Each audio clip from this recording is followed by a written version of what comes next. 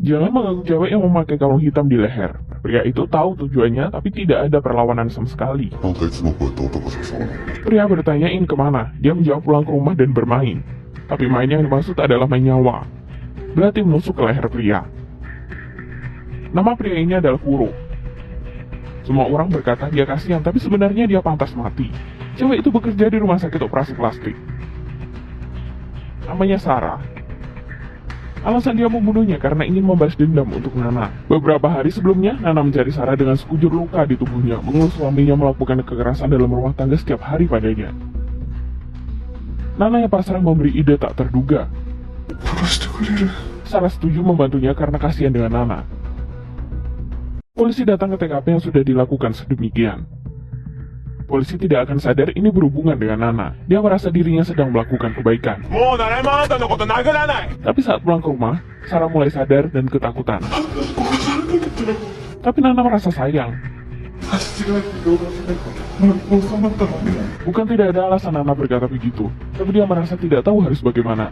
Memikirkan masa depan yang lebih menyeramkan, mereka menangis berpelukan. Nangis tidak bisa menyelesaikan masalah. Mereka memilih kabur dan bermain sepuasnya.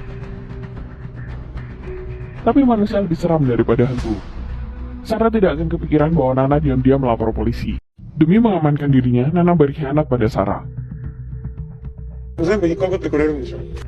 Mendengar perkataannya membuat Sarah ingin membunuhnya. Tapi sikap Nana juga berhubungan besar dengan keluarganya. Saat SMA, karena kesulitan ekonomi, Nana bergantung pada beasiswa atletik untuk sekelas dengan Sarah. Meskipun Nana seorang handler, tapi sepatu saja tidak bisa dibeli. Nana pun mencuri.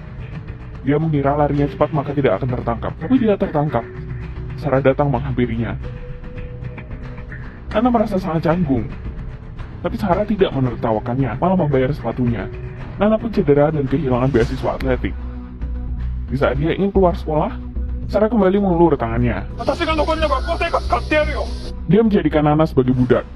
Nana merasa dirinya sangat menyedihkan. Dia tidak ingin menjadi budak. Setelah lulus, dia menikah dengan pria kaya bernama Kuro. Memutus hubungan dengan Sarah. Pertemuan terakhir mereka juga membayar pesanan masing-masing. Karena begini dapat mengembalikan harga dirinya. Tapi takdir berkata lain, Kuro adalah iblis yang sesungguhnya. Setelah kasus pembunuhan dan sepanjang pelarian, Nana kembali curiga. Sebenarnya dia ingin menguji Sarah dengan omongan dia melapor polisi. Mereka berbaikan seperti dulu. Tapi polisi juga menemukan mereka lewat petunjuk.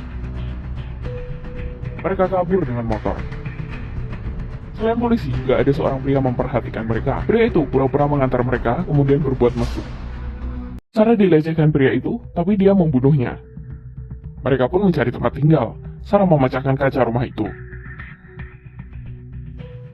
Tapi mereka tidak bersalah karena itu adalah rumah tua Sarah. Pembantu rumah menghubungi keluarga Sarah.